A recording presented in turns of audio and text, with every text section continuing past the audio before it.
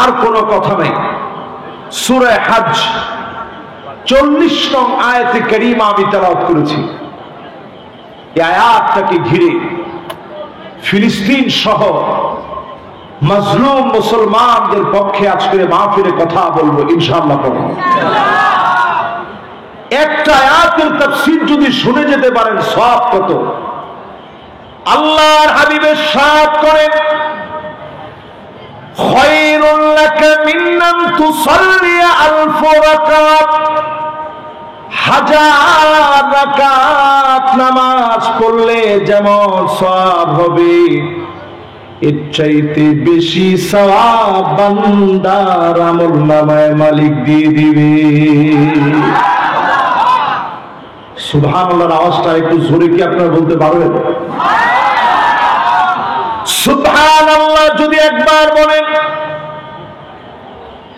আল্লাহর হাবিব জানিয়ে দিলেন তামলাউ মা বাইনাস সামাই ওয়াল আরদ, এই জমিন থেকে আকাশ যত দূরে, সুদূর ওই আকাশ থেকে জমিন যত দূরে, মাঝখানে শূন্যতা পূর্ণ হয়ে যাবে, সওয়াব দিয়ে বান্দার খালি আমল নামা ভারী হয়ে যাবে। খুশি না বেজার? তাহলে শুদ্ধভাবে সুন্দর করে পড়েন সুবহানাল্লাহ, আবার পড়েন সুবহানাল্লাহ। মাইক যদি নাও থাকে ওয়াজ চলবে ইনশাআল্লাহ। বলেন ইনশাআল্লাহ। একেবারে পিছনে যে আছেন আপনি শুনতে পাচ্ছেন তো ইনশাআল্লাহ? যেই যুগে এদিকে শোনা যায় না, মাইক খানিকটা সময়ের জন্য বন্ধ, ঠিক হয়ে যাবে ইনশাআল্লাহ। কি বলেন, ঠিক হবে না ইনশাআল্লাহ? মাশাআল্লাহ মাশাআল্লাহ, জাযাকুমুল্লাহ। থাক, ওরে কেউ একটা ধমক দিয়ে না। ও কি চায় তার মাইকটা খারাপ চলুক? আমি কি চাই যে আজকে আমার গলাটা ডিস্টার্ব দেখ? আমি তো চাই না। সেও চায় না যে তার মাইকটা কোনোভাবে ডিস্টার্ব হোক। আমাদের দেশে অনেক সময় আমরা বক্তারা মাইকম্যানরে এমন বকাঝকা করি, মাইকম্যান তখন মুখে কিছু বলতে পারে না, আকাশের দিকে তাকায় বলে আল্লাহ বক্তার গলার উপরে তুমি ঠাডা ফেলো। তখন আপনি যত চেষ্টাই করবেন আপনার আলোচনা সুন্দর হবে না। এজন্য আজকের এই মাহফিলে মালিকের কাছে তৌফিক চেয়ে দিচ্ছি। আজকে বলতে গেলে আমার দেশের বাহিরে যাওয়ার আগে শেষ মাহফিল, আর যদি এবছর হায়াত শেষ হয়ে যায় এটা আমার জীবনেরও শেষ মাহফিল। আর হয়তো কোনো মাহফিল আল্লাহ যদি কবুল না করে করা হবে না। এই শেষ মাহফিলে ভিক্ষুকের মতো মালিকের কাছে ভিক্ষা চেয়ে সূরা হজ্জের 40 নম্বর আয়াতে কারিমা তেলাওয়াত করেছি। এই আয়াতটাকে ঘিরে কথা শোনাবো। যদি শেষ পর্যন্ত শুনে যেতে পারেন, এখান থেকে উঠার আগে 1000 রাকাত নামাজ পড়লে যেমন সওয়াব হতো, এর চেয়ে বেশি সওয়াব বান্দার আমলনামায় আল্লাহ দিয়ে দিবে। আল্লাহ রাব্বুল আলামিন ইরশাদ করেন الذين أخرجوا من ديارهم بغير حق إلا أن يقولوا ربنا الله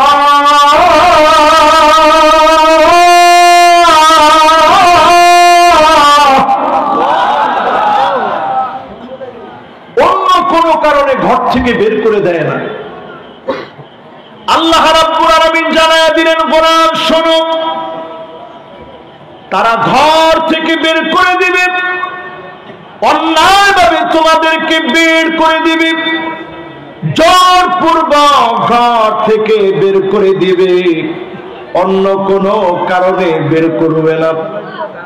তারা বের করবে এই কারণে রব্বুনা আল্লাহ, যারা বলেছে আমার রব আল্লাহ, এই কথা স্বীকৃতি দিলে ঘর থেকে বের হওয়া লাগবে, সমাজ থেকে বিচ্যুত হওয়া লাগবে, জেল জুলুম সহ্য করা লাগবে। এরপরে যিনি বিজয় দান করে দিবেন তিনি কে? তাহলে বলেন, ঘর থেকে বের করে যখন দিবে বুঝতে হবে বিজয় আসতেছে, ঠিক কিনা বলেন? আজ ফিলিস্তিনের দিকে তাকায় দেখেন, আবার আপনার বয়স যা হয়েছে এই বয়সকে ডাবল করেন। প্রায় ৭৬ বছর যাবৎ ফিলিস্তিনে মুসলমানরা মাজলুম হচ্ছে। আমাদের বয়স কত বছর হয়েছে? আমি সেদিন অবাক হয়ে দেখছিলাম, ছোট্ট একটা বাচ্চাকে প্রশ্ন করেছে সাংবাদিক, গিয়ে প্রশ্ন করে বলছে, তোমার মাথার উপর দিয়ে বোমারও বিমান উঠছে, যে কোনো সময় বোমা বর্ষণ হতে পারে, তোমার কি ভয় লাগে না? ছোট্ট বাচ্চা আকাশের দিকে আঙ্গুল উঁচা করে বলছে, বিমানটা তো খুব কাছাকাছি আছে, আমার আল্লাহ এর চাইতে অনেক অনেক উপরে আছে। জোরে করে আল্লাহু আকবার। ৪০,০০০ শিশু বাচ্চা ফিলিস্তিনে মা হারা হয়ে গেছে, বাপ হারা হয়ে গেছে, ৬৮,০০০ গোলাম শহীদ হয়ে গেছে। আল্লাহর ডাকে সাড়া দিয়ে চলে গেছে। লাখের উপরে মানুষ এখন আহত হয়ে গেছে। চোখ নাই, হাত নাই, পা নাই, খাবার আনতে যাচ্ছে। ইহলৌকিক সভ্যতার কথা যারা বলে, আকাশ প্রযুক্তির কথা যারা বলে, জাতীয়তাবাদের কথা যারা বলে, মানব অধিকারের কথা যারা বলে, ছোট বাচ্চা খাবার আনতে যাচ্ছে, তাকে গুলি করে শহীদ করে দিয়েছে, বোমা মেরে শহীদ করে দেওয়া হয়েছে। পৃথিবীর কেউ কোনো কথা বলে না, অবশ্যই যিনি এর বদলা নিবেন তিনি কে? ওয়ামাকারু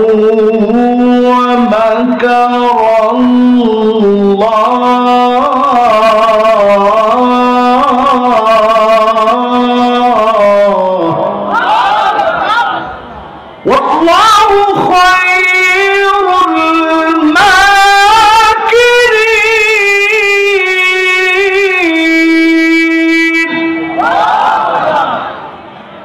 বদলা আল্লাহ নিবেন। বদলাটা কেমন হবে? ২০টা হাদিস দিয়ে আপনাদেরকে শোনাবো। শুনতে রাজি আছেন? একটা লোক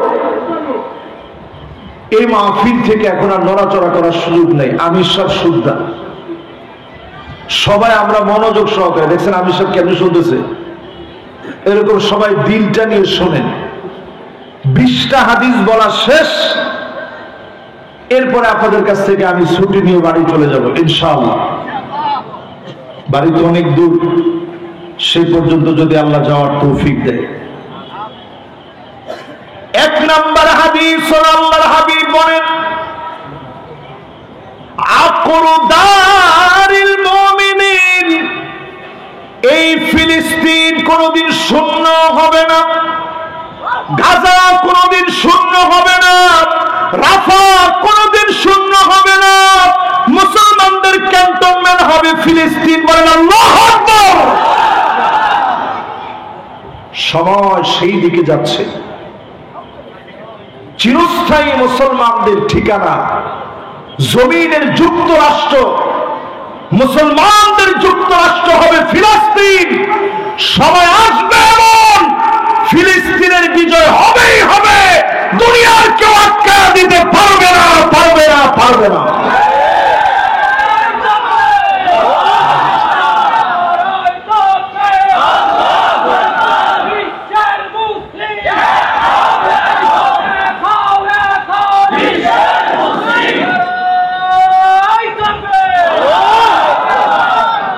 তাহলে ১ নাম্বার হাদিস হচ্ছে ফিলিস্তিন কখনো শূন্য হবে না। বাকি হাদিস আছে কয়টা?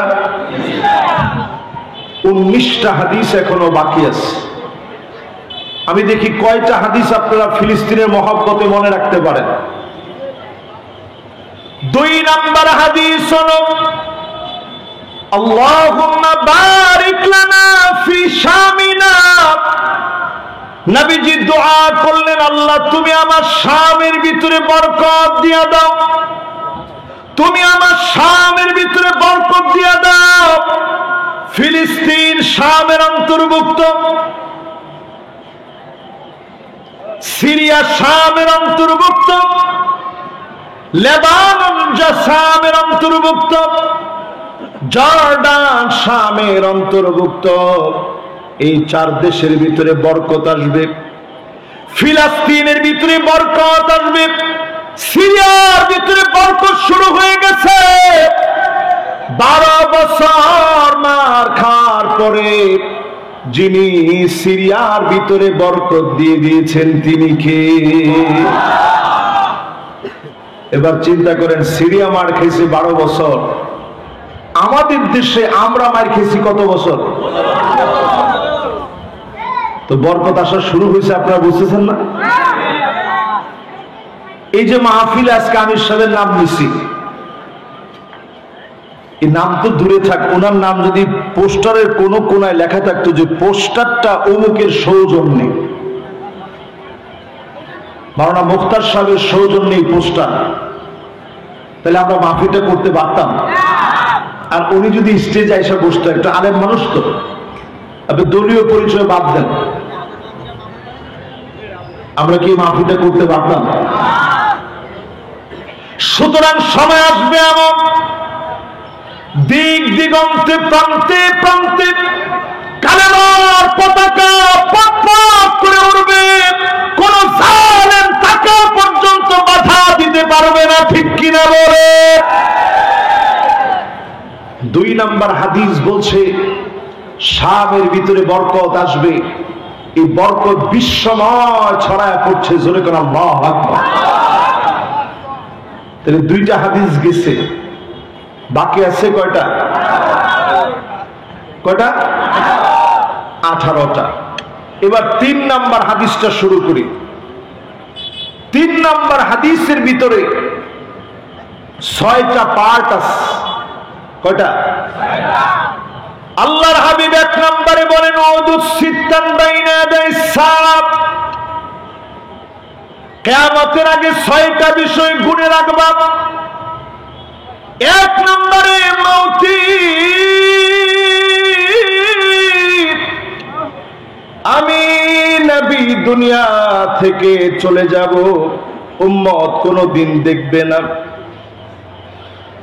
বড় পরিতাপের সঙ্গে বলি, 1 নজর নবীজিকে দেখি নাই,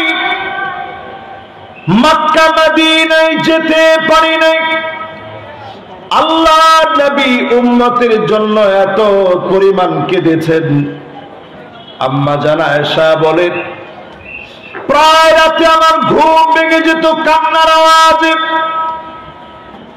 আমি আমার কানটাকে নবীজির জবানের সামনে নিতাম, কি বলে নবী এত পরিমাণ কান্নাকাটি করে।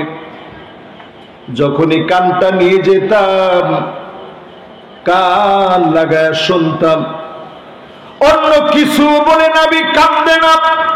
নবী আল্লাহর কাছে কান্দে আর বলে, আল্লাহুম্মা উম্মতি,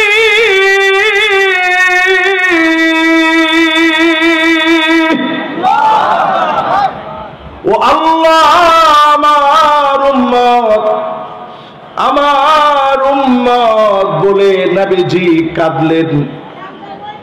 জান্নাতের দরজায় নবীজি সেদিন নক করবেন, ফেরেশতা ডাক দিয়ে বলবে, কে গো তুমি? নবীজি বলবেন, আমি নবী মুহাম্মদ সাল্লাল্লাহু আলাইহি ওয়াসাল্লাম আসছি। দ্বার রক্ষী বলবে, বিকা উমিরতু লা আফতাহু লিআহাদিন ক্বাবলাক, কারো জন্য দরজা খুলি নাই, আজ আপনি এসেছেন, দ্বার খোলা। নবীজি জান্নাতের ভিতরে যাবে, যাওয়া মাত্র নবীজি আল্লাহকে ফরিয়াদ করে বলবে, হাত্তা তাদখুল উম্মতি, ও আল্লাহ কোন নবীর উম্মত আগে যেন আসতে না পারে, আগে আমার উম্মত গুলা দিয়ে জান্নাতটাকে ভরে দাও। সব নবীর আগে নবীর উম্মত জান্নাতে যাবে। জান্নাতের ভিতরে 120টা কাতার হবে। সামানুন মিন উম্মতি, 120 এর ভিতরে 80 কাতার নবীর উম্মত দিয়ে পূর্ণ হয়ে যাবে। অন্য সব নবীর উম্মত মিলে আল্লাহর জান্নাতের মাত্র 40 কাতার ভরবে। আওয়াজ করে বলেন কয় কাতার? নবীজির উম্মত দিয়ে 80 কাতার ভরে যাবে, অন্য সব নবীর উম্মত দিয়ে আল্লাহর জান্নাতের মাত্র 40 কাতার ভরবে। জোরে বলেন আল্লাহু আকবার। তাহলে আমার নবীর উম্মত দিয়ে ভরবে 80 কাতার। কত কাতার? 80 কাতার। জান্নাতের ভিতরে কাতার হবে 120টা। জোরে বলেন কয়টা? 120টা। আমাদের নবীর উম্মত দিয়ে ভরবে আল্লাহর জান্নাতের 80 কাতার, সব নবীর উম্মত দিয়ে ভরবে মাত্র 40 কাতার। বলেন আল্লাহু আকবার। খুশি না বেজার? কষ্ট হচ্ছে আপনাদের? আল্লাহর জান্নাতের ভিতরে 120 কাতারের ভিতরে 80 কাতার সেদিন নবীর উম্মত দিয়ে পূর্ণ হয়ে যাবে। অন্য সব নবীর উম্মত মিলে 40 কাতার পুরা হবে। নবীজি সেদিন গর্ব করবেন, ফাইন্নী মুকাসিরু বিকুমুল উমাম, আয় আল্লাহ এই সব আমার উম্মত, আমাদের মতো গুনাহগারদেরকে নিয়ে নবী গর্ব করবে। সেদিন যিনি মাফ করে জান্নাতি বানায় দিবেন তিনি কে?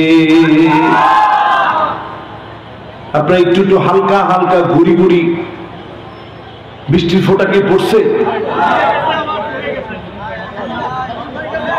ও বন্ধ হয়ে গেছে না? একটু আল্লাহর দিকে তাকায় ডাক দিয়ে বলেন আল্লাহু আকবার। মাশাআল্লাহ, আপনারা কি ভয় পেয়ে গেছেন? আরে আমরা তো সেই জাতি যাদের উপরে আকাশ থেকে বোমা পড়লেও মুসলমান ভয় পায় না। জোরে বলেন আল্লাহু আকবার। তাহলে হাদিস শোনাবো জানি কয়টা? আল্লাহ আমি আপনার কাছে তৌফিক চাই।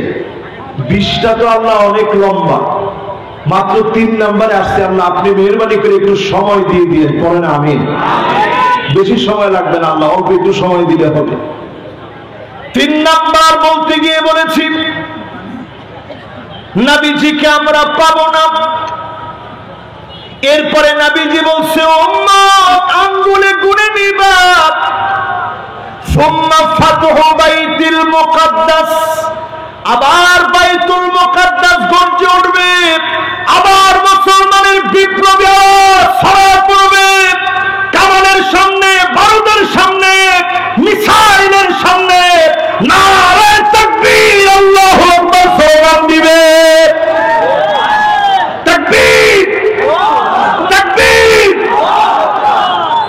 ডাইরেক্ট এই শব্দটা ছিল নবীজি সাল্লাল্লাহু আলাইহি সাল্লামের যুদ্ধকালীন সময়ের স্লোগান। আমরা বাংলাদেশে অনেকে নারে তাকবীরের বিরোধিতা করি। আমার ঠিকটা তো জোরে বলেন না। এইদিকের লোকেরা বলছেন, এইদিকের লোকেরা বলেন না। সবাই বলেন তো দেখি। এক গ্রুপ পেয়েছি, তারা বলে নারে তাকবীর স্লোগান এটা দলীয় স্লোগান, এই স্লোগান দেওয়া যাবে না। আরেক গ্রুপ আমার মতো হুজুর পেয়েছি, তারা বলে নারে তাকবীর স্লোগান দেওয়া যাবে না। এখন তো ঠিক কর না। নারে তাকবীরের স্লোগান ওয়া কাব্বিরহু তাকবীরা, বাংলাদেশের প্রাঙ্গণে নারে তাকবীর স্লোগান এমন স্লোগান যার সাথে শাহাদাতের রক্ত মিশে আছে। এজন্য সব জায়গায় নারে তাকবীরের স্লোগান দিবেন। এটা বীরত্বের স্লোগান, ঠিক কিনা বলেন? যদি আপনি লিল্লাহে তাকবীর বলেন অসুবিধা নেই, নারে তাকবীর বলেন তাও অসুবিধা নেই। তবে হাদিসে যে তাকবীর দেওয়া হয়েছে সেটা হচ্ছে তাকবীর আল্লাহু আকবার, যেটা নারে তাকবীরের ভিতরে পূর্ণাঙ্গ আছে, ঠিক কিনা বলেন? তাহলে এবার একটু বলেন, ফিলিস্তিন আবার বিজয় হবে, রাসূল সাল্লাল্লাহু আলাইহি সাল্লাম বলে গেছেন, বলেন আল্লাহু আকবার। দুইবার বিজয় হয়েছে ফিলিস্তিন, একবার বিজয় হয়েছে ওমর রাদিয়াল্লাহু তাআলা আনহুর জামানায়, আরেকবার বিজয় হয়েছে সালাউদ্দিন আইয়ুবীর জামানায়। শেষ আরেকটা বার যিনি বিজয়ী করে দিবেন তিনি কে? এরপরে নবীজি বললেন সুম্মা মাউতানুন ইয়াখুযু ফীকুম কাকুআসিল গানাম। এমন সময় আসবে সাগরের ঠান্ডা লাগলে যেইভাবে কাশতে থাকে, এইভাবে কাশতে থাকবে, ঠান্ডা জনিত মহামারী ছড়ায় পড়বে। এই মহামারীর নাম আমরা দিয়েছিলাম করোনা। ওমা ঠিক তো কয় না? এখন আবার নতুন করে যখন করোনা আসছে, ইমাম সাহেবদের দায়িত্ব বেড়ে গেছে। হুজুর যেমনি হোক ভুলে যাওয়া দোয়াটা আবার আমাদেরকে একটু মস্ত করায় দেন, একটু মুখস্থ করায় দেন। এতদিন আপনি দোয়াটা ভুলে গেছিলেন, আল্লাহ এখন আবার একটু টান দিচ্ছে। আওয়ালা ইয়ারাউনা আন্নাহুম ইফতানুনা ফি কুল্লি আমিন মাররাতান আও মাররাতাইন সুম্মা লা ইয়াতুবুনা ওয়া লা হুম ইয়াযাক্কারুন।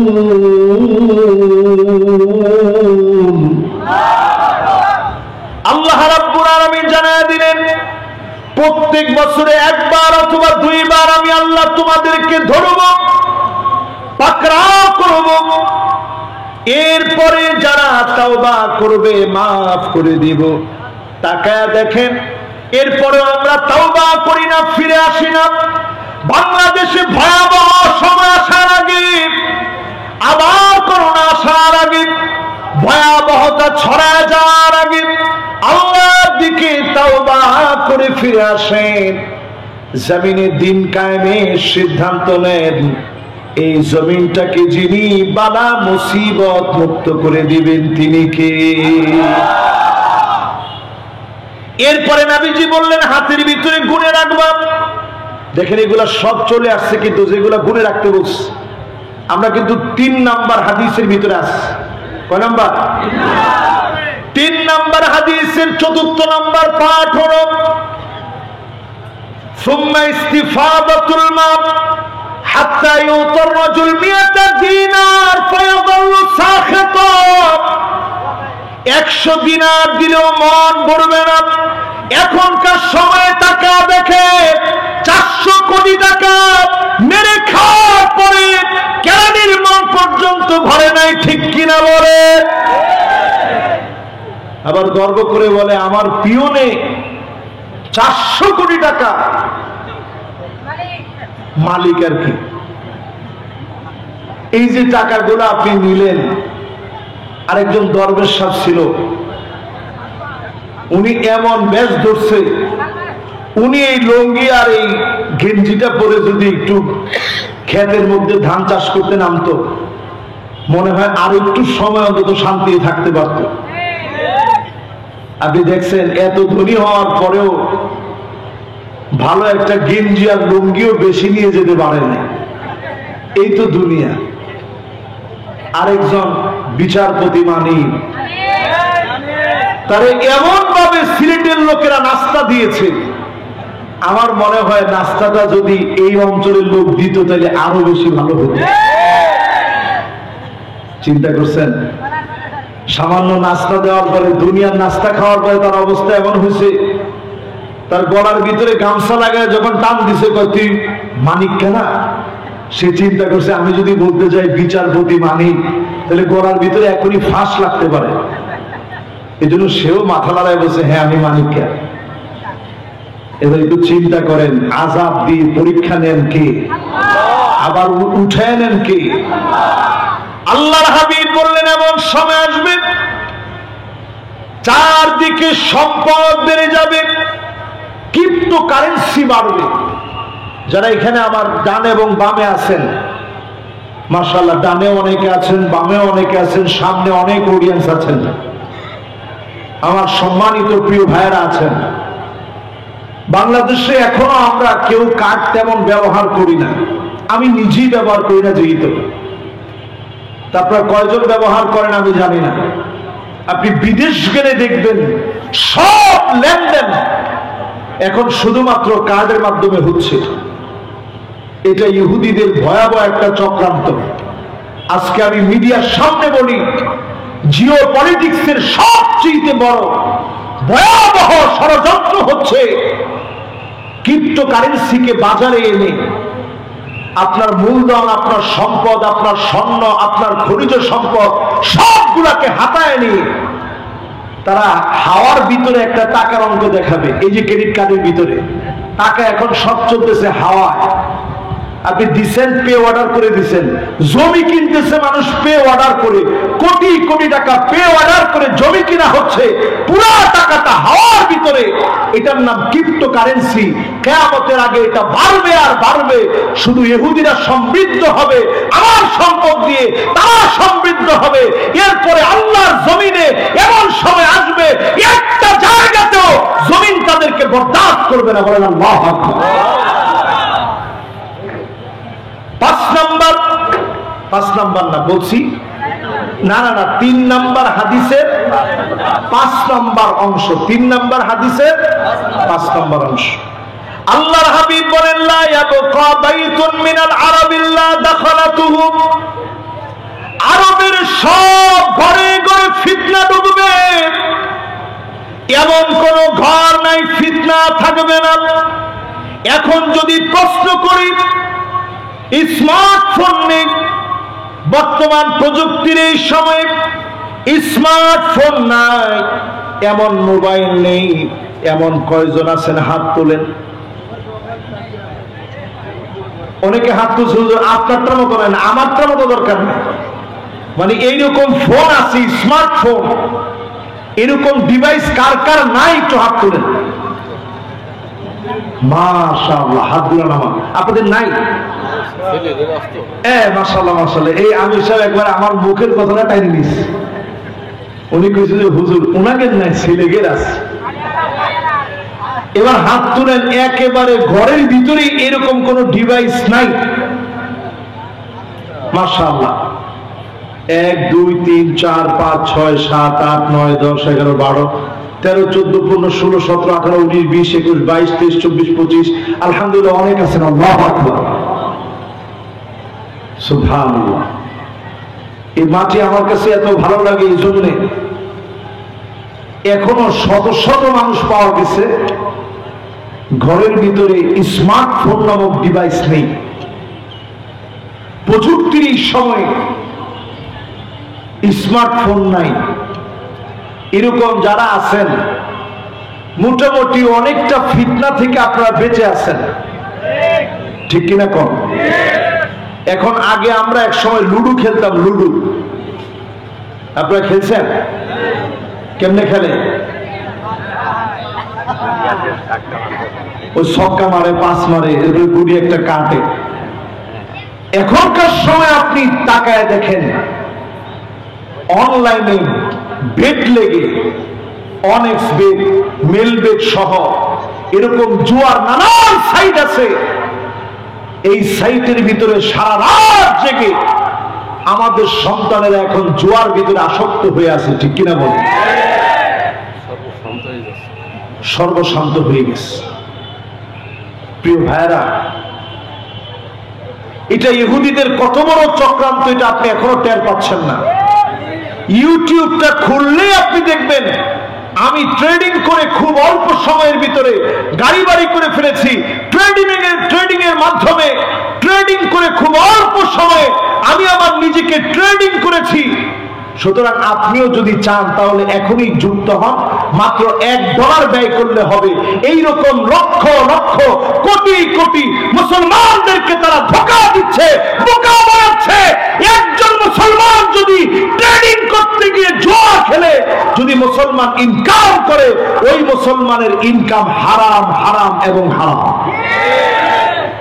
জুয়ার মাধ্যমে ইনকাম করা কি? সবাই বলেন কি? এখন এই জুয়া পাইকারি দরে চলছে, ঘরে ঘরে ফিতনা ঢুকে গেছে। অধিকাংশ মা বোনেরা ফিতনায় পড়ে গেছে। নারীদের সংস্কারের নামে মা বোনদেরকে ঘর থেকে বের করে এনেছে। টাকা দেখবেন মহিলারা লজ্জা হারায় ফেলেছে, সম্মান আর ভূষণ তারা হারায় ফেলেছে, ঠিক কিনা বলে? তার মানে বোঝা যায় দিন যত যাচ্ছে নবীজির হাদিস সত্য হয়ে যাচ্ছে, ফিতনা ঢুকে গেছে। এরপরে নবীজি বললেন সুম্মা হুদনাতুন তাকুনু বাইনাকুম ওয়া বাইনা বানিল আসফার ফায়াকদিরুন। এই জায়গাটা বোঝা লাগবে, মনোযোগ দিন। কষ্ট হচ্ছে আপনাদের? বৃষ্টি হচ্ছে নাকি? হালকা হালকা? লিল্লাহে তাকবীর, জোরে কর লিল্লাহে তাকবীর। আমরা বলছি আজকের পুরা মাহফিলটা ফিলিস্তিনের জন্য হবে। আমরা তো আর ফিলিস্তিনে যেতে পারি নাই। এই মাহফিলের কথাগুলোর কারণেও যদি আজকে যদি দুনিয়া থেকে চলে যায়, আল্লাহ যদি মাফ করে দেয়, এটা আমার জীবনের সবচেয়ে বড় পাওয়া হবে। জোরে বলেন আল্লাহু আকবার। নবীজি বললেন খ্রিস্টানদের সঙ্গে চুক্তি হবে, বেশি দিন এই চুক্তি টিকবে না। ফায়াকদিরুন, এই চুক্তি ভঙ্গ হয়ে যাবে। আজ আপনি তাকা দেখেন, উত্তর কোরিয়া ইরানকে, উত্তর কোরিয়া ইরানের পক্ষে সায় দিচ্ছে, ইসরায়েলের পক্ষে ট্রাম্প দাঁড়িয়েছে, রাশিয়া মুসলমানদের পক্ষে বলতেছে বেশি দিন টিকবে না। বিনা সাহায্যে, মালিকের সাহায্য দিয়ে যিনি বিজয় দিয়ে দিবেন তিনি কে? নবীজি বলছেন 80টা দল হবে। 2টা বিশ্বযুদ্ধ এই পৃথিবীতে হয়ে গেছে। এই 2 বিশ্বযুদ্ধের পিছনে সভ্যতার ধ্বজাধারী, জাতীয়তাবাদের ধ্বজাধারী, সারা পৃথিবীকে যারা সারা পৃথিবীতে মানবাধিকারের কথা বলে, তাই এই পৃথিবীর ভিতরে 2টা বিশ্বযুদ্ধ লাগিয়েছে। আজকের পৃথিবীতে শুধু ইরানকে তারা হামলা করেছে, কারণ মুসলমান যেন পারমাণবিক শক্তিতে শক্তিধর না হতে পারে, ঠিক কিনা বলে? এবং তারা পাকিস্তানের প্রতি আঙ্গুল উঠিয়েছে কেন? কারণ পাকিস্তান মুসলমান।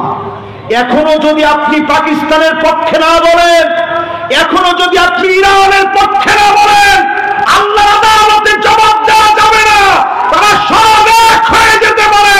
আল্লাহর জমিনে মুসলমানেরা বিজয়ের জন্য প্রস্তুত হয়ে যাচ্ছে, ঠিক কিনা বলেন?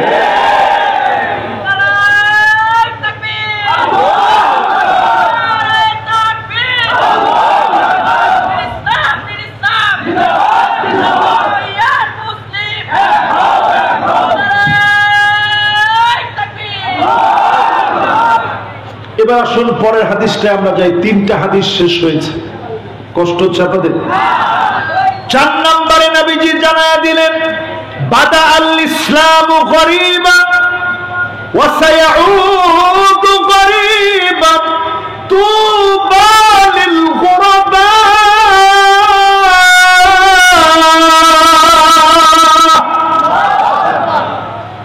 ব্যতিক্রম কিছু মানুষকে দিয়ে ইসলাম বিজয়ী হয়েছে, ব্যতিক্রম কিছু মানুষকে দিয়ে ইসলাম বিজয়ী হবে। এদের হাত ধরে ইসলাম আবার শক্তিশালী হবে। বলেন আল্লাহ। বাংলাদেশের দিকে তাকান, যাদেরকে ফাঁসির মঞ্চে নিয়ে গেছে সবাই ছিল ব্যতিক্রম মানুষ। হাসতে হাসতে ফাঁসির মঞ্চে গেছে, একটা লোক মাথা নত করে মাফ চায় নাই, প্রত্যেক রাতে তার আল্লাহর কাছে মাফ চেয়েছে।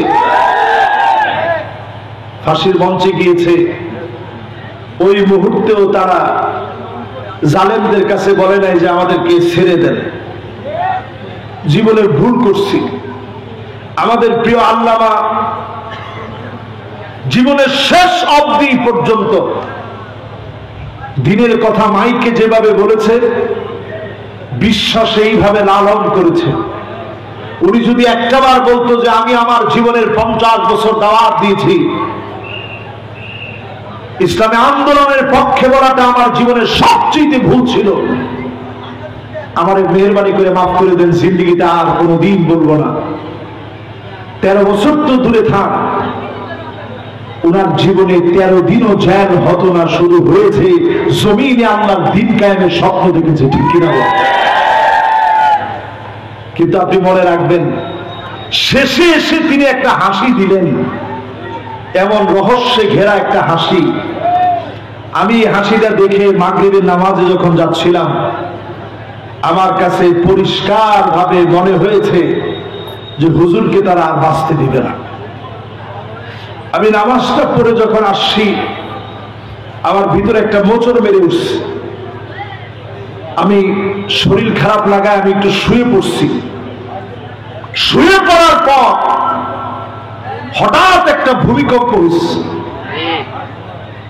এটাকে আপনারা জানেন না? এই ভূমিকম্পের পরে আমার কাছে পরিষ্কার হয়ে গেছে হুজুর মনে হয় নাই। আমি দৌড়ে হসপিটাল চলে গেছি। আমি গিয়ে দেখি বাদ ভাঙা পঙ্গপালের মতো, সমুদ্রের ঢেউয়ের মতো উপচে পড়া ঢেউ, মানুষ আর মানুষ দিয়ে ভরা। এক নজর হুজুরে দেখবে, কোনোভাবে যখন দেখতে পারলাম না, চলে গেছি হুজুরের বাসায়। একটা নজর একটু শুধু হুজুরে দেখবো। আমার কাছে মনে হয়েছিল জালেমরা যত বড় জালেমই হোক, পরিবারকে তো একটাবার অন্তত দেখতে নিয়ে যাবে, পরিবারকে তো একটাবার দেখাতে নিয়ে যাবে, সুযোগ দিবে। ফজরের নামাজ পড়েছি 15ই আগস্ট। মাওলানা আব্দুল গফফার সাহেব হাফিজাহুল্লাহ ওয়া রাআহ এখনো হায়াতে আছেন। মালিবাগ কওমি মাদ্রাসার সম্মানিত মুহাদ্দিস, ওনার পিছনে আমি ফজরের নামাজ পড়লাম। নামাজের সালাম ফিরিয়ে তিনি বললেন, সারা পৃথিবী একজন আলেমকে হারায় ফেলেছে, আর আমি আব্দুল গফফার আমার নামাজের একজন মুসল্লিকে হারায় ফেলেছি। আল্লাহু আকবার।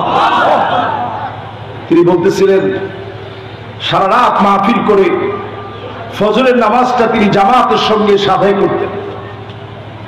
আব্দুল গফফার সাহেব বলছিলেন, জেলখানা থেকে চিঠি যুগে তিনি অনেক কিছু লিখছেন, সময় আসবে একটার পর একটা সব প্রকাশ হবে, জালেমদের ভয় থাকবে, জালেমদের ভয়ে কোনো কথা বন্ধ থাকবে না, বদ্ধ দুয়ার খুলে যাবে, একদিন সব আমরা মুখ খুলে বলবো, বলেন আল্লাহু আকবার। আমি নিজে ওই ফজরের নামাজ উপস্থিত ছিলাম। ওইখান থেকে চলে গেলাম পিরোজপুরে, ওইখানে গিয়ে জানাজার নামাজে অংশগ্রহণ করলাম। সাইদি ফাউন্ডেশনে জানাজার নামাজ হলো, সেই জানাজার নামাজের মধ্যে অংশগ্রহণ করলাম। আমার কাছে বারবার মনে হচ্ছিল এই কোরবানি বেশি দিন, এই কোরবানির ফল পেতে বেশি দিন সময় লাগবে না, অল্প কিছুদিনের ভিতরে আল্লাহর গায়েবী মদদে জালেমদের পতন হয়েছে, ঠিক কিনা বলেন? কত নম্বর হাদিস বলতেছিলাম? খেয়াল আছে?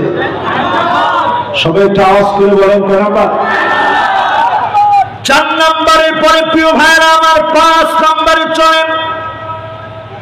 আল্লাহর হাবিব বলেন, হাত্তা তুরাল আরদু দামা ওয়া ইয়াকুনাল ইসলামু গরীবা। সারা দুনিয়ার ভিতরে মুসলমানদের রক্ত পড়ে থাকবে, জায়গায় জায়গায় মুসলমানের রক্ত ঝরবে। আজ জরিপ বলতেছে 2 কোটি মুসলমান মার খাচ্ছে, 20 কোটি মুসলমানের মাথার উপরে ছাদ নাই, শরণার্থী হয়ে গেছে। ইহুদিরা মুসলমানদেরকে মারে, খ্রিস্টানরা মুসলমানদেরকে মারে, বৌদ্ধরা পর্যন্ত আমার মুসলমানদেরকে মেরেছে, হিন্দুরা পর্যন্ত পার্শ্ববর্তী দেশে মারে। এরপরে মুসলমানদেরকে যিনি বিজয়ী বানায় দিবেন তিনি কে? কত নম্বর হাদিস? এবার 6 নম্বর হাদিসটা শোনেন। এই 5টা যে বললাম আপনাদের মনে আছে কার কার? মাশাআল্লাহ, কার কার? লিল্লাহে তাকবীর। এবার 6 নম্বর হাদিসটা শুনেন। যারা লিখে রাখতেছেন লিখে রাখেন, যারা অন্তরের খাতায় লিখছেন তারা আরো ভালো, যারা মোবাইলে রেকর্ড করছেন বাসায় গিয়ে শুনবেন। কয় নম্বর হাদিস? 6 নম্বর হাদিস। আল্লাহর হাবিব বলেন, ইউশিকুল উমাম আন তাদানি কামা তাদালাকা ইলা কাসাতিহা। ও মুসলমান, দস্তরখানায় খাবার বেড়ে, দস্তরখানায় খাবার বেড়ে আপনি যেভাবে মেহমানদারি করেন, সারা দুনিয়ার ভিতরে মুসলমানদেরকে মারার পরিকল্পনা হবে।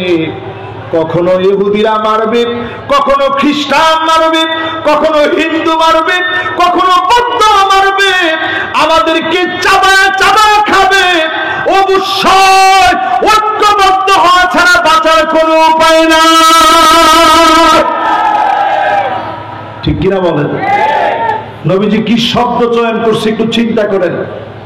দস্তরখানায় খাবার বেড়ে, ইউশিকুল উমাম আন তাদানি কামা তাদাল আকালা ইলা কাসআতিহা। দস্তরখানায় খাবার বেড়ে এইটা একটু খান, এইটা একটু নেন, এইটা খুব স্বাদ হয়েছে, এইভাবে যেমন বলে বলে খাওয়ানো হয়। আজকে বলা হবে বাংলাদেশ ধরো, কালকে বলা হবে পাকিস্তান ধরো, এরপরের দিন বলবে আফগানিস্তান ধরো, এরপরের দিন বলবে ইরান ধরো। একটার পর একটা ধরবে। যদি বাঁচতে হয় ঐক্যবদ্ধ হওয়া লাগবে। ঠিক কিনা বলেন? এগুলো কি আমার কথা? আল্লাহ এবং তার রাসূলের কথাগুলো আপনাদেরকে শোনাচ্ছি। কত নম্বরে ছিলাম? ভেজাল লেগে গেছে। কত নাম্বার? 6 নাম্বার শেষ। এবার 7 নাম্বার শুরু। একজন মুরব্বী নাতিরি নিয়ে উঠে চলে যাচ্ছে। আসবেন তো? উনি হাত দেখায় বলছে আসবে। আপনারা আসার পক্ষে না না আসার পক্ষে? তাহলে হাদিস শেষ হলো কয়টা? সময় বাকি আছে, থাক, অসুবিধা নেই। আল্লাহর কাছে বলতে থাকি, আল্লাহ ইনশাল্লাহ ঠিকঠাক রাখবে। ইনশাল্লাহ পরে কয়টা শেষ? 7 নম্বর হাদিস। নবীজি বলছেন, এমন সময় আসবে মুসলমানদের জন্য, মুসলমানেরা কবরের সামনে দিয়ে যাবে আর আফসোস করে বলবে, ইয়া লাইতানি মাকানা। হায় আমার আফসোস, এই কবরে যদি ঘুমায় যেতে পারতাম।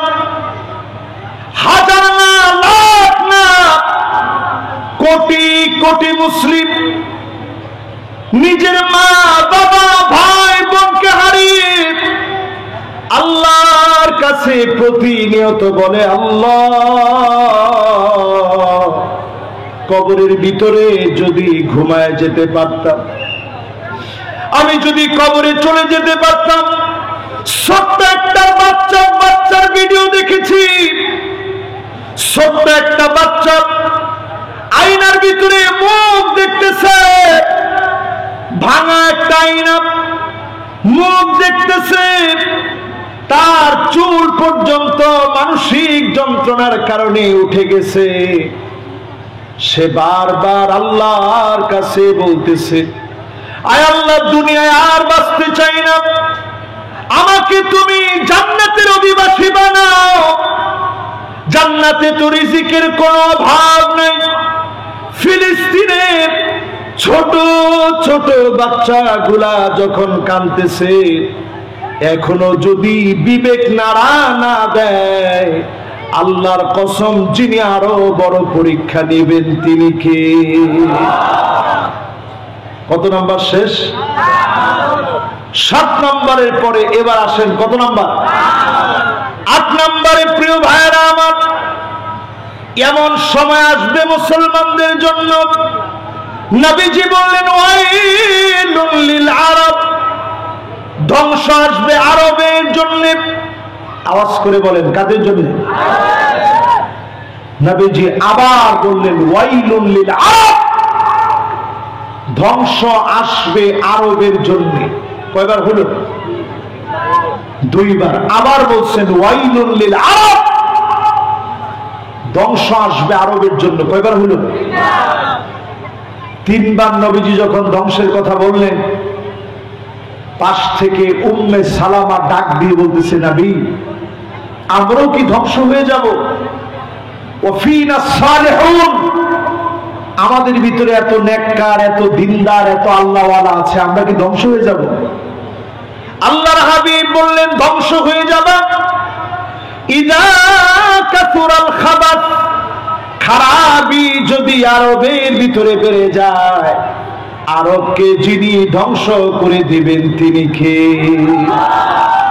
এখন আপনি নিরপেক্ষ হন, নিরপেক্ষ দৃষ্টিভঙ্গি থেকে বলেন, আরব কি এখন ভালো পথে আছে না খারাপ পথে? এই আমার মিশরে পুলিশই ধরছে 2 বার। কয়বার? এগুলো আগে একসময় ওয়াজে বেশি বলি নাই, বললে বলবে যে সে নিশ্চিত জঙ্গি। বিদেশে পুলিশে ধরছে কেন? একবার যখন পুলিশে ধরে নিয়ে গেছে, ওই দিন গেছি ল্যাপটপ কিনতে, আমার সাথে 2 জন বাঙালি ছিল। একজন সিভিল ড্রেসে এসে বলতেছে তোমাদের কাছে কি ডলার আছে? তো আমাদের বাঙালির একটা বৈশিষ্ট্য, বাঙালি মোরা ভদ্র অতি পোষমানাই প্রাণ, বোতাম আটা জামার নিচে শান্তিতে শয়ান। বাঙালির কাজই হচ্ছে একটু বাড়ায় বলা। তা আমার সাথে যে 2 জন ছাত্র ছিল, এরা কইতেছে আমাদের কাছে মিলিয়ন মিলিয়ন ডলার আছে। আমরা ছাত্র মানুষ খেতে পারি না, আজহার থেকে যে স্কলারশিপ দেয় সেটা দিয়ে চলি। ও কইতেছে আমার কাছে মিলিয়ন মিলিয়ন ডলার আছে। তো তার তো সন্দেহ হয়েছে, বলছে যে কোনো অসুবিধা নেই, রেট খুব ভালো রেট দিব, আমার কাছে বিক্রি করো। পরে আমি সাথে সাথে বললাম না, ওরা এমনি তোমার সাথে দুষ্টামি করছে, বাঙালি তো এই জন্য একটু বাড়াইয়া বলছে, তুমি কিছু মনে করো না, আমাদের কাছে কিছুই নেই। আমি বাইরে থেকে এই ডলারটা ভাঙ্গায়া মানি এক্সচেঞ্জে গিয়ে সেখান থেকে ভাঙিয়ে এসে মিশরীয় পাউন্ডে যখন আমি ল্যাপটপের দামটা পরিশোধ করলাম, বের হওয়ার সময় এখানে বন্দুক ধরছে আল্লাহ তাআলা। তারা তাদের আঞ্চলিক ভাষায় বললে আল্লাহ তাআলা নাই, আমার সাথে আসো। আমি কইছি কি কোথায় যাবো? যাইতে হবে একটু জেলখানায়। আমি তো আশ্চর্য হয়ে গেছি, কি বলে? তা আমার নিয়ে গেছে মাটির নিচে। ইউসুফ আলাইহিস সালাম ছিল মাটির নিচে, এখনো মিশরের সব জেলখানা মাটির নিচে। তো মাটির নিচে নিয়ে গেছে, 3 জন একসাথে গেছে। 2 জন যে বাঙালি ভাই ছিল, তারা 2 জনই হাতে ধরে কইতেছে যে যেমনি হোক বুঝে শুনে কিছু বলে, নাহলে তো উপায় নেই। এখন গিয়ে দেখি যেই লোকটা সিভিলে ছিল, একেবারে কোট টোট পরে একবারে সুন্দর ফিটফাট হয়ে বসে আছে। এই 2টা বলছে এদের কাছে নাকি মিলিয়ন ডলার আছে। এখন যেটা মূল পুলিশ, ওটা আমার দিকে তাকায় বলতেছে এই টাকা তো মনে হয় তোমরা মুসলিম ব্রাদারহুডকে এনে দাও, অর্থায়ন করো। মুসলিম ব্রাদারহুড সম্পর্কে তোমার মতামত কি? আমি বললাম মুসলিম ব্রাদারহুড কি জিনিস আমি জানি না, তুমি কি আওয়ামী লীগ বিএনপি চিনো? হাল আনতা তারিফ আওয়ামী লীগ ও বিএনপি? আওয়ামী লীগ বিএনপি কি জিনিস তুমি চিনো? পুলিশ কইতেছে যে এটা কি জিনিস।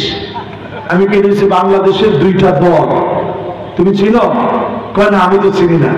আমি সাথে সাথেই কইলাম আমিও তোমাদের দেশের কোন দল টল আছে এটা আমিও চিনি না। যখন এই কথা বলছি, মাশাআল্লাহ আনতা রাজুল মিয়া মিয়া, তুমি 100 ঠিক আছে। আচ্ছা দাড়িটা রাখছো কেন? আমি বলছি আমি প্রশ্ন করি তুমি দাড়ি রাখো নাই কেন? সে বলছে এটা রাখা কি খুব জরুরি? আমি বলছি হ্যাঁ, রাসূল বলেছেন জুজ্জু শাওয়ারিব ওয়াল খুল্লুহা, মুজগুলা খাটো করো, দাড়ি নিচের দিকে ছেড়ে দাও। খালিফুল মাজুস, অমুসলিমদেরকে অনুসরণ করো না, কোন নায়কদেরকে অনুসরণ করো না, রাসূলুল্লাহর অনুসরণ করো। জোরে বলেন আল্লাহু আকবার। সে সাথে সাথে খুশি হয়ে গেছে যে মাশাআল্লাহ, ঠিক আছে, তুমি তো ভুল লোক ধরে নিয়ে আসছো, এরা খারাপ কিছু করে না, এরা ঠিক আছে, যাও, ছেড়ে দিছি। বলার উদ্দেশ্য হচ্ছে এই, আমাদের দেশের চাইতে এখনো যদি আপনি চিন্তা করেন, তাদের চিন্তা চেতনা শুনলে আপনার মাথা খারাপ হয়ে যাবে, মনে হবে আযাব অচিরেই আসতেছে, ঠিক কিনা বলে? দুবাই গেছি, এয়ারপোর্টের ভিতরে দাঁড় করায় আমারে বলতেছে লিহিয়া কাবির লুসুস কাবির, যার বড় দাড়ি সে খারাপ বেশি। আপনারা তো হাসি দিলেন, নাউজুবিল্লাহ বলবেন। এরপরে বলতেছে লিহিয়া শুয়াইয়া, মানে অল্প একটু দাড়ি যদি থাকে এই লোকটা একটু একটু খারাপ। এরপরে বলতেছে যার দাড়ি একেবারেই নাই, লিহিয়া মাফি রজুল মিয়া মিয়া, যার দাড়ি একেবারে নাই, ক্লিন শেভ, ওই লোকটা 100-100। তা আমি তো শুধু নাউজুবিল্লাহ বলি না, রাগে খিটখিট করতেছি যে আল্লাহ, এই কথা শোনার পর চুপ থাকি কেন? এর মধ্যেই মাগরিবের আযান দিয়েছে। তো পুলিশ আমাদের সাথে সাথে বলতেছে, ইমিগ্রেশন পুলিশ তো বলছে তুমি একটু দাঁড়াও, আমি নামাজটা পড়ে এসে তোমার কাজটা করতেছি। আমি সাথে সাথে জিজ্ঞাসা করলাম কিসের নামাজ? কে তুমি জানো না মাগরিবের নামাজ?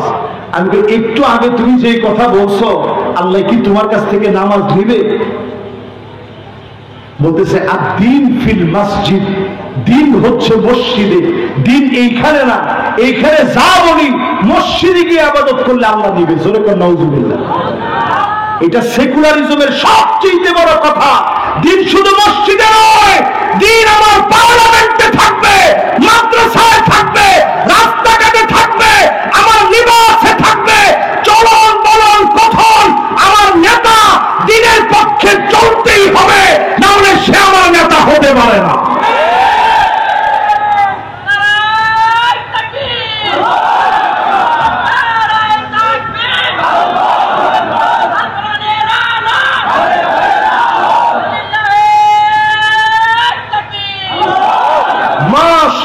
একেবারে 100-100 তাকবীর হইছে। তাহলে এবার একটু আপনারা বলেন তো দেখি, দিন কি শুধু মসজিদে? দিন হোনা, এই মাহফিলে যেমন দিন আছে, পার্লামেন্টে এমন দিন থাকা চাই। মাহফিলের দিন যদি এখানেই থাকে, মসজিদে সীমাবদ্ধ থাকে, মাদ্রাসায় সীমাবদ্ধ থাকে, আইন অঙ্গনে যদি দিন না ঢুকে, টাকার বিনিময়ে আইন বিক্রি হয়ে যাবে। এই জন্য পরিষ্কার ভাবে আজকে সিদ্ধান্ত নেন, দিন থাকা লাগবে সব জায়গায়। বলেন দিন থাকা লাগবে। আমাদের ওয়াজ শোনা, সাহাবায়ে কেরামের ওয়াজ শোনা, আমাদের ওয়াজ করা, নবীজির ওয়াজ করার মধ্যে পার্থক্য কি? নবীজি ওয়াজ করার পরেই সাহাবীরা বলতেন সামিআনা ওয়া আতানা, শুনলাম আর মানলাম। আর আমরা ওয়াজ করি, শোনার পরে আপনার যাক সুরটার ভালোই দিছে, সুরসার ঠিক আছে, কিন্তু নামাজ পড়বো না, এটাও ঠিক আছে। বাংলাদেশে নামাজের হুকুম কয়েক প্রকার। কষ্ট হচ্ছে আপনাদের? তাহলে আজকে 10টা হাদিসই বলি ইনশাআল্লাহ। না না, কয়টাতে গেছি? মাশাআল্লাহ। তাহলে আজকে ইনশাআল্লাহ এই পর্যন্ত থাকবে, আর 2টা বলেই রাত যেহেতু 12টার দিকে চলে গেছে। ও বৃষ্টি শুনবেন? আজকে শুনে ফেলবেন সব ইনশাআল্লাহ। আচ্ছা, কোন জায়গায় আসছিলাম? বলছি বাংলাদেশে নামাজের হুকুম কয় রকম। একটা হচ্ছে আল্লাহর হুকুম। আল্লাহর হুকুম নামাজের ব্যাপারে কি? ডান দিকের লোকেরা শুধু বলছে, আর আপনারা বলেন না কি? সবাই বলেন। বাংলাদেশে আমরা নামাজের হুকুম ফরজ মানি খুব কম সংখ্যক লোক। দ্বিতীয় নাম্বার, আমরা নিজেদের মন গড়া নামাজের হুকুম বানায় নিছি ভালো। ইচ্ছে করলে পড়লাম, না ইচ্ছে করলে না পড়লাম। নামাজ ভালো জিনিস, প্রতি মনে চেয়েছে জুমার নামাজ পড়লাম, ঈদের নামাজ পড়লাম, সবে বরাতে একটু গেলাম, সবে কদরে গেলাম, নামাজের হক আদায় হয়ে গেছে। 3 নাম্বার নামাজের হুকুম বাংলাদেশে চলে, পাইকারি দরে চলে, যে হুজুর ড্রাইভারটা রাখছি ভালো, কিন্তু নামাজে গেলে ঠিক আছে, নামাজে যা, কিন্তু নামাজে গেলে পরে সময় লাগায় ফেলে অনেক বেশি। উনার কাছে নামাজের হুকুম মাকরুহ মানে অপছন্দনীয়, নামাজে যাক এটা চায় না, নিজে গাড়িতে বসে থাকে, ড্রাইভার নামাজে যায়, তোর মতো হতভাগা একটা বার তোমার কল্পনায় আসে না ড্রাইভার আল্লাহর গোলামি করে, আমি আল্লাহর গোলামি করতে পারি না, ঠিক কিনা বলে?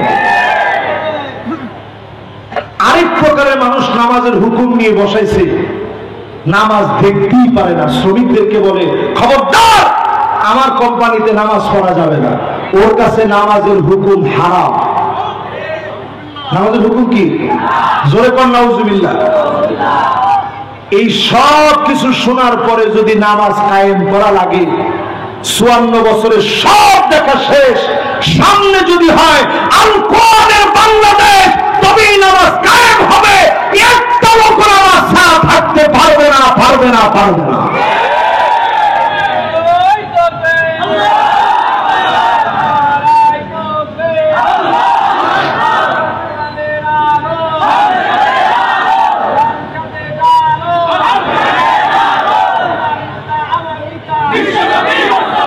মাশাআল্লাহ, মাশাআল্লাহ। আচ্ছা, সংসদে জোরক এটা আপনারা চান? এটা যদি আমি প্রশ্ন করি, অধিকাংশ লোক বলবে যে আপনি কি সংসদে যাওয়ার জন্য কোনো কাজ করতেছেন? বলবে না হুজুর করতেছি না, কিন্তু ভালোবাসি। নামাজের ক্ষেত্রে যদি আপনারা যদি বলে নামাজ পড়তেছেন, না হুজুর নামাজ পড়ি না, ভালোবাসি, এ কথা বললে কি নামাজের হক আদায় হবে? এ কথা বললে হক আদায় হবে না, যে হুজুর আমি করতেছি না কিন্তু ভালোবাসি। আজ থেকে জমিনে আল্লাহর দ্বীন কায়েমের জন্য অতন্ত্রী প্রহরী আপনি হয়ে যান। যদি অতন্ত্র প্রহরী হতে পারেন, মান কাদা আল্লাহ, দ্বীন বিজয়ের জন্য যদি আপনি বের হতে পারেন, যদি আপনি আপনার পাটাকে আল্লাহর জমিনে দ্বীন কায়েমের জন্য দুলায় মলিন করতে পারেন, সহিহ হাদিসের বক্তব্য হচ্ছে হারামাহুল্লাহু আলাইহিন নার, এই দুইটা পায়ের জন্য জাহান্নামের আগুন হারাম হয়ে যাবে। আল্লাহু আকবার বলেন। তাহলে কয় নাম্বার শেষ? 8 নাম্বার শেষ। এবার 9 নাম্বারটা শুনেন। আল্লাহর হাবিবের সাথ করেন, নবীজি জানা দিয়ে গেলেন এমন সময় আসবে, ইল্লা আলা হুসানাতিন মিনান নাস, অধিকাংশ লোকের দিকে তাকায় দেখবেন ভালো লোকের সংখ্যা, নেককারের সংখ্যা কমে যাবে, বদকারের সংখ্যা বেড়ে যাবে। বাংলাদেশের ভিতরে তাকায় দেখেন নেককারের সংখ্যা এখন কম না বেশি? 70-80 রাকাত তাহাজ্জুদ পড়ার লোক কম না বেশি? না না না, বাংলাদেশের 70-80 রাকাত পড়ার লোক কিন্তু আছে, কিন্তু নামাজ পড়ার লোক নেই, ঠিক কিনা বলেন? রাসূলের হাদিস নাম্বার কত? এই হাদিসটাও মিলায় দেখেন, অধিকাংশ লোক এখন তালাশ করে দেখেন, মানুষের হাতে হাতে মোবাইল, মানুষ চালাক আগের চাইতে বেশি না কম? কিন্তু আপনি ভালো মানুষ খুঁজে দেখেন 100-র ভিতরে কয়জন? এখন অনেকে বলছে যে 100-র ভিতরে একজন হতে পারে। 10 নম্বরে আল্লাহর হাবিব বলেন এমন সময় দেখবেন, যে সময় আপনি তাকায় দেখবেন সাইয়্যিদুল কওমি, কওমের লিডার হবে, নেতা হবে, ফাসিকুহুম, এলাকার ফাসিকগুলো, মুনাফিকগুলো অলিতে গলিতে নেতা হয়ে যাবে, অলিতে গলিতে মুনাফিকরা নেতৃত্ব দিবে, ঠিক কিনা বলে? এটা তো ঠিকটা তো একটু জোরে বললেন। তার মানে বোঝা যায় এই সংখ্যার মানুষ এখন কম না বেশি? হাদিস নাম্বার কত? এবার 11 নাম্বারটা শুনেন। মাশাআল্লাহ, এতক্ষণ সবাই জমে বসে রয়েছেন। এখন আর বেশিক্ষণ সময় নিব না, তাড়াতাড়ি শেষ করব। 11 নম্বরটা শুনেন নবীজির হাদিস। নবীজি কি বলছেন? আল্লাহর হাবিব বললেন, এমন সময় আসবে শেষ জামানার গল্পগুলো মনে রাখা চাই। শেষ জামানা এমন হবে হাত্তা ইয়াতাসাফাদু ফিত তরিক তাসাফুদাল হামির। পশু যেইভাবে যৌন সঙ্গম করে, রাস্তাঘাটে এইভাবে যৌন সঙ্গম হবে, পরক্রিয়া চলবে, ঘর ঘর ভেঙে যাবে, পরক্রিয়ার বীজ বাষ্প চলে আসবে, রন্ধ্রে রন্ধ্রে সমাজ ভাঙার কার্যক্রম চলবে। ঠিক কিনা বলে? এখন আমাদের সমাজের ভিতরে এগুলো আছে না নাই? বেশি দূরে যাওয়া দরকার নাই, এই জায়গার উদাহরণ দিই। সামনের রাস্তা দিয়ে যদি 30 বছর আগে যুবক যুবতী বিবাহ ছাড়া যদি হেঁটে যেত, আল্লাহর কসম প্রথমেই তারে দাঁড় করায় সুন্দরভাবে জিজ্ঞাসা করা হতো, কিরে তোরে তো এই এলাকায় দেখি নাই, এই মেয়েকে আর তুই কে? ঠিক কিনা বলেন?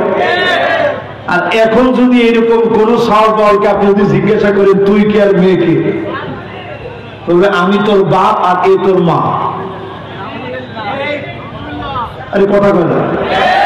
এইটা বললেও তো আপনার কিছু বলার নেই। সে বলবে আমার টাকা আমি যা ইচ্ছে তাই করি, তোর অসুবিধা কি?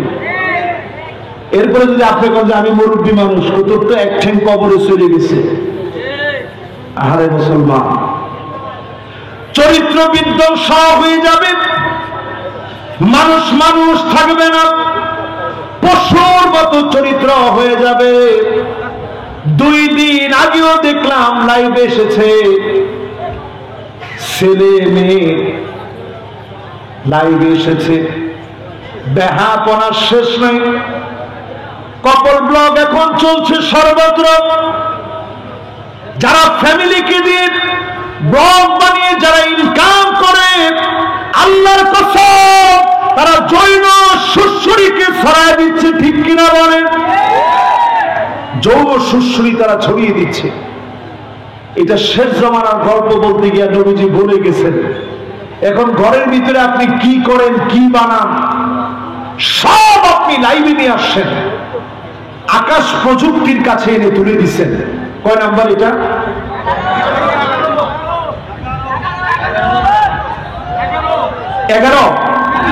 11 শেষ। এবার কয় নাম্বার? মাশাআল্লাহ। 12 নম্বরে নবীজি বললেন, শোনো, হাত্তা ইয়াবুদাল্লাহ ওয়াল উজ্জা, মুসলমান মূর্তির পূজা করবে। এখনো যারা নেতার গোলামি করে, নেতার আনুগত্য, গোলামি বাদ দেন, আল্লাহর গোলাম হন। নেতা যদি আল্লাহর গোলাম হয়, ওই নেতার অর্ডার আপনি মানবেন। ঠিক কিনা বলে? কয় নাম্বার? সবাই কোন কয় নাম্বার? ঝটপট আর 8টা হাদিস আপনাদেরকে শোনাবো, একবারে ঝটপট। ঝটপট শোনাই? তাহলে যে ভাই উঠতেছে উনি যদি বসে তাহলে ঠিক আছে। এত মাশাআল্লাহ জোয়ান মানুষ উনি। ও উনি হল সুপার, উনি তো জাতি পারবে না, কোথাও পারবে? মাশাআল্লাহ। তাহলে কত নম্বর শেষ? 12 নম্বর শেষ। এবার মনোযোগ দিয়ে শেষ 8টা হাদিস শুনেন। 13 নম্বরে নবীজি বলেন, এমন সময় আসবে যেই সময়ে তোমরা দেখবা, যেই সময়ে তোমরা শুনবা মসজিদের ভিতরে হট্টগোল হবে, ইমাম সাহেবকে বাধা দেওয়া হবে, ইমামের আগে মাতবরি করে কথা বলা হবে। ঠিক কিনা বলে? নবীজি বলেন, এমন অবস্থা তোমরা দেখবা, শুধু তোমাদের চেহারা গাধার মতো হয়ে যেত, শুধু হয় নাই, নবীর উম্মত দেখে আল্লাহ মাফ করে দিয়েছে। জোরে বলেন আল্লাহু আকবার। আমা ইয়াখশাল্লাযী ইয়ারফা রাসাহু ক্বাবলা ইমাম, ইমামের আগে মাথা উঠাবেন না, বেয়াদবি করবেন না, ইমামের চাইতে বেশি বুঝতে যাবেন না। ইমামের উপরে যারা বাড়াবাড়ি করবে তাদেরকে যিনি দুনিয়া আখিরাতে লাঞ্ছিত করবেন তিনি কে? অনেকে দেখবেন ঘড়ির দিকে তাকায় থাকে, সেকেন্ড গুনতে থাকে, আর কয় সেকেন্ডে 1 মিনিট হতে বাকি আছে, গুনতে থাকে। হায় হায় হায়, ইমাম সাহেবের 1 মিনিট দেরি হয়ে গেছে, নামাজ এখনো দাঁড়ায় নাই, জুমার দিন কত কাজ, নামাজ এখনো দাঁড়ায় নাই। হাই, ইমাম সাহেবের কোনো আকল বুদ্ধি নেই, খতিব সাহেবের আকল বুদ্ধি নেই। বয়স হওয়ার পরে উনি তাড়াতাড়ি রুকু সেজদা থেকে উঠে যেতে চায়। ইমাম সাহেবকে গিয়ে জিজ্ঞাসা করে, আপনার বয়স কত? ইমাম সাহেব কয়, এই তো 35 বছর। আমার আলহামদুলিল্লাহ 76 বছর চলে, তাও সেজদা আপনার আগে আগে দেই, উঠিও আপনার আগে আগে। নামাজ হবে? জোরে বলে নামাজ হবে? এই মাপদড়ি করতে যায় না, নবীজি নিষেধ করে গেছেন। কত নাম্বার এটা? এরপরে 14 নম্বরে নবীজি বলেন, এমন সময় তোমরা দেখবা, সারা দুনিয়াতে কেন মার খাচ্ছি, এমন সময় তোমরা দেখবা যেই সময়ে নজর করে দেখবেন, যেই সময়ে তাকায় দেখবেন, হাত্তা হাত্তা ইয়াতাতায়্যারা, যেই সময়ে মানুষগুলা এত নির্লজ্জ হবে, যেই সময়ে মানুষগুলা বেহাপনা এত বেড়ে যাবে, নারীরা উলঙ্গ হয়ে নাচবে, যেইভাবে সেই সময়ে মেলার ভিতরে নাচত, উকাজ মেলার ভিতরে নাচত, অন্যান্য মেলার ভিতরে নাচ গান চলতো, এইভাবে কোমর দুড়ায়া যখন নাচবে, এমন জাতিদেরকে যিনি ধ্বংস করবেন তিনি কে? আচ্ছা, এখন একটু আপনি বলেন তো দেখি, এই যে হাদিসটা এখন বললাম, এই হাদিসের সাথে মিল আছে না নাই? বলেন, আছে না নাই? এখন মেয়েরা কোমর দুলায়া নাচে, টিকটক করে, বাপ নামাজি দিনদার, কিন্তু মেয়ে টিকটক করতেছে। বহু বাপ সেদিন আল্লাহর সামনে কাঁদবে,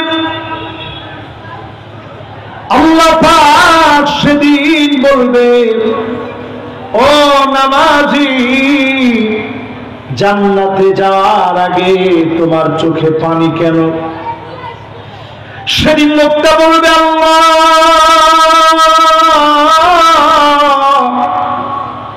এই জন্য আমার চোখে পানি। আইনা উসরাতি, কোথায় আমার ছেলে, কোথায় আমার মেয়ে?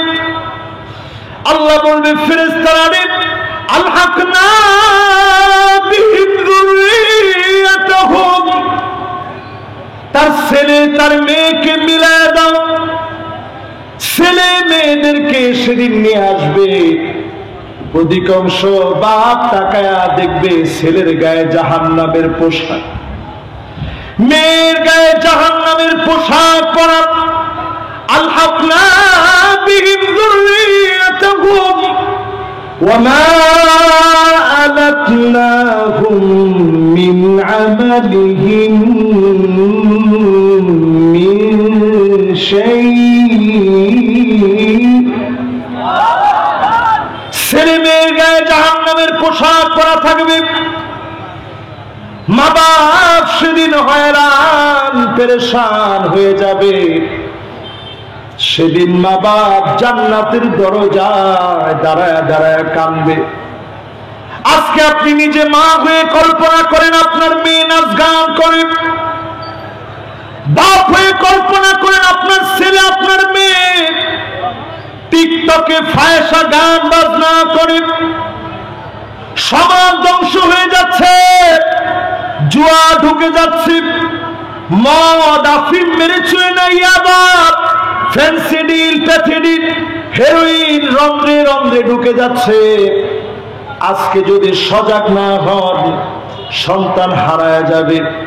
এই সন্তানকে মাথায় ধরে আদর করে বোঝান, সম্মান করে স্নেহ করে মমতা দিয়ে সন্তানকে বোঝান। যদি সন্তানকে বোঝানোর মতো বোঝাতে পারেন, হতে পারে সন্তানকে যিনি হেদায়েতের নূর দিয়ে দিবেন তিনি কে? কত নাম্বারটা শেষ হলো? 14। কত? আর বাকি আছে কয়টা?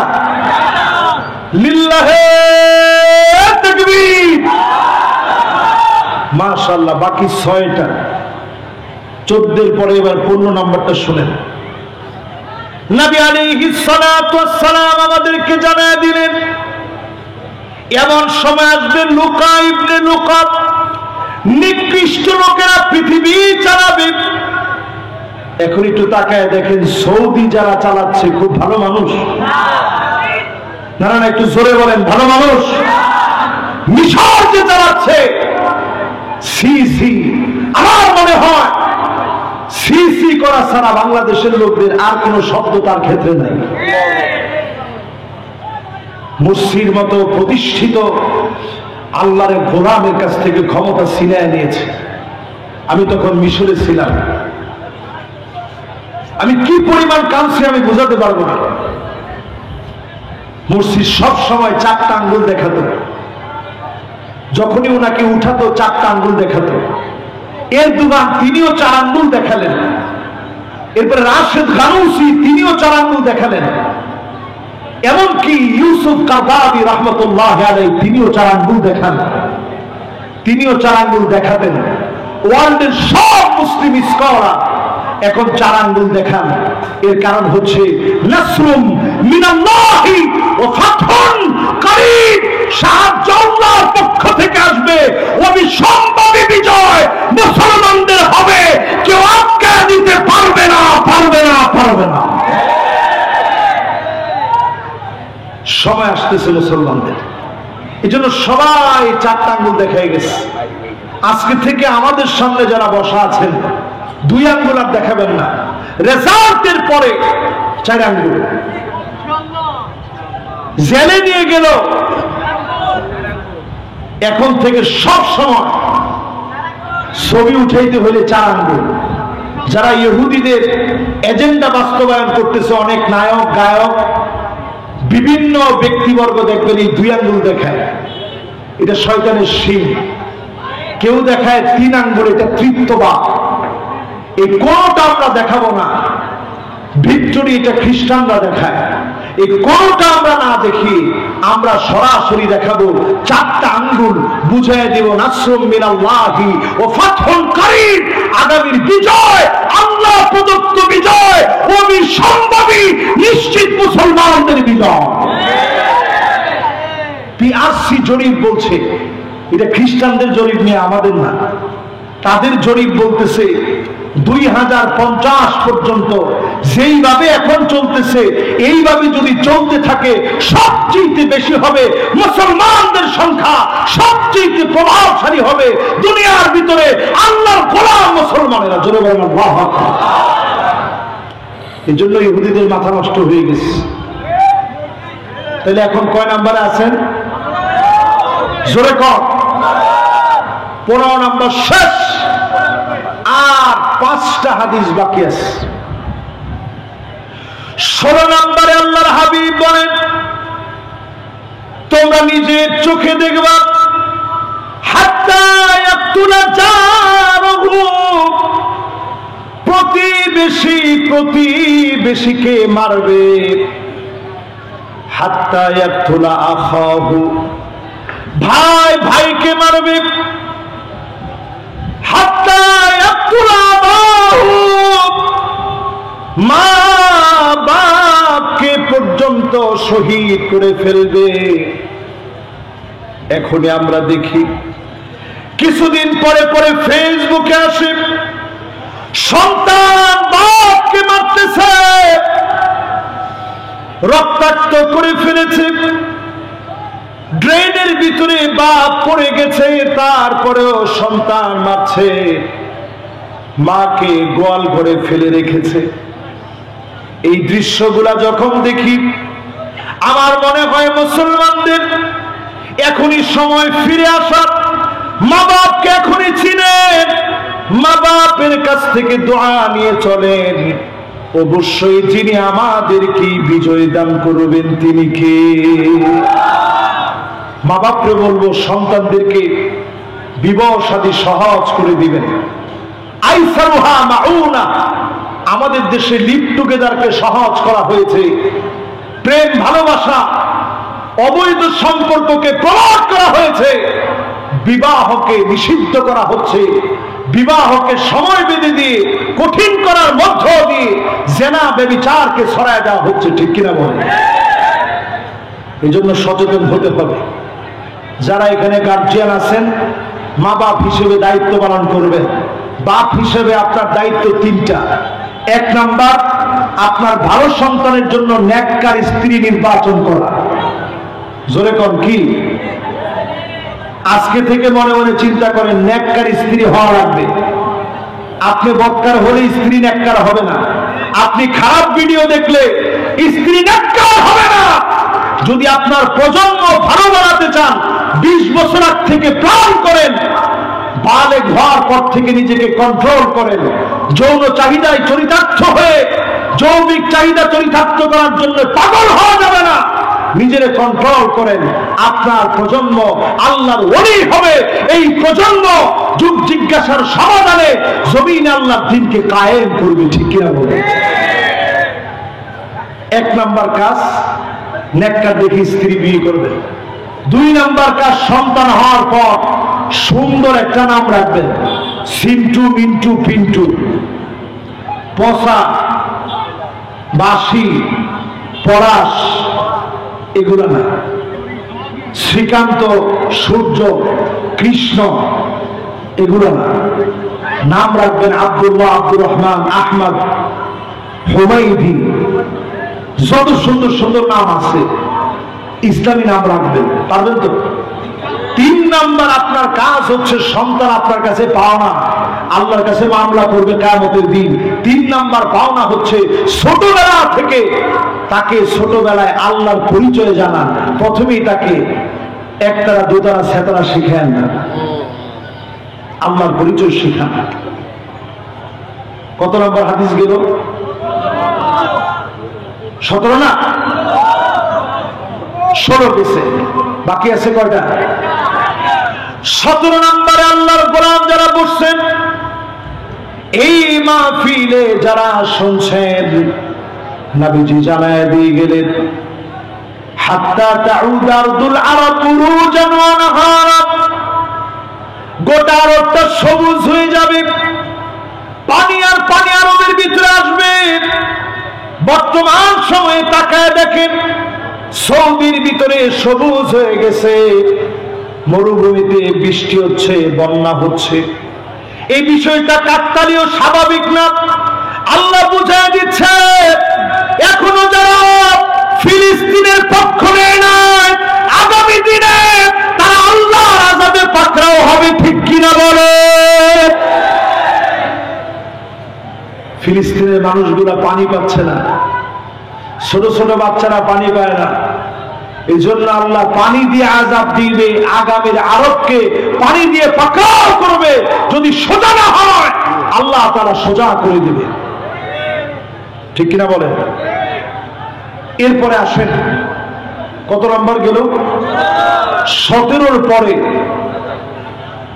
18, 19 এবং 20, 3টা হাদিস। 18 নম্বর হাদিসটা শুনেন। নবীজি বলেন, এমন সময় আসবে যেই সময় হাত্তা তুত্তাখাযাল মাসাজিদু তুরুকাত, মসজিদের সামনে দিয়ে মুসলমানের ছেলে হেঁটে হেঁটে চলে যাবে। নামাজ পড়ার মতো মুসলমান পাওয়া যাবে না। কি ঠিক? জোরে বলেন।